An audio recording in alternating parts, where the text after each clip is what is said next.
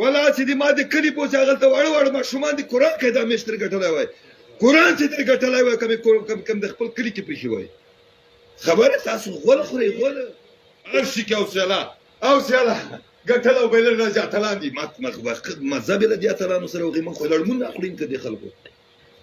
هر چې دی په دومره معمولي شي باندې پوسې بایللې را روانې د قرآن جنت کې دې ګیر کومه په لغتو در باندې وخېږم دوغس کې خو داسې ګیر کوم قرآن مې دوی که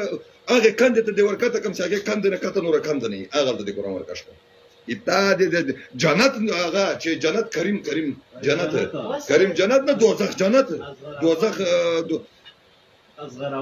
ازغرغوان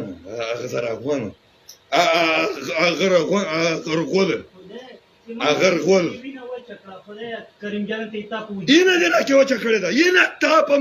ته خو غیرت نه لرې ته پښتون نه لرې ته ایمان نه لرې ته دې پښتون بچی نه د آخر بال دې چې کوو که تا کې غیرت وای داسې به دې پې ورمنډې کړې وای دې پښو کې به دې نیولی داسې به دې چې کړی داسې به دې وشتلی و چې دا 2000 غاښونه یې پسې له زامو سره یې باندې راوتلي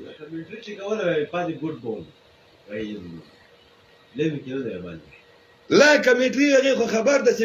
په زور یې پې هغه کوي هغې ټوکې کوئ تاسو دا مثال جوړ کړئ څلور چکې سر په سر باندې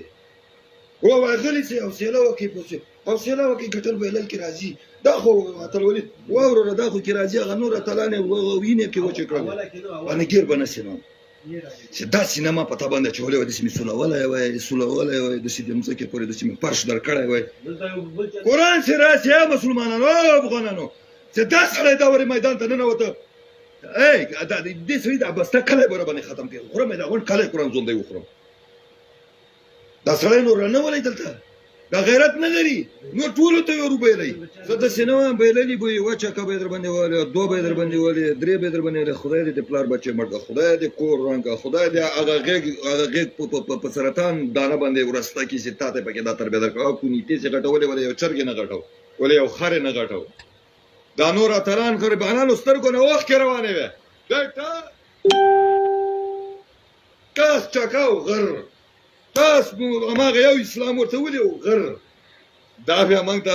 اتلان دي که نه دا مو ساتل ده ولې اسمان نه اورېدلی نور افغانان نسته په دې هېواد کې نور پښتانه نسته ده نور انسانان نسته ده سبا به موږ او تاسو یو میچ کوو غېږ به لګو سره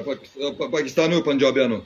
یو ځای به معلوم کوي چې موږ او تاسو هلته غېږ ونیسو سره یو به درځو د خزغې د اوښ چاپ به جوړو بیا به یو بل پسې نه به غیبت کوو نه به یو د بل پښې ووهو د اوښ چاپ به بیا جوړو شګه به ماچولي خسرېده خاوره به پرتی د اوښ چاپ به جوړ شي کوم سملاسېده هغه به دا وطن بیا پرېږدي پښتو به هم پرېږدي افغانیت به هم پرېږدي هر څه به پرېږدي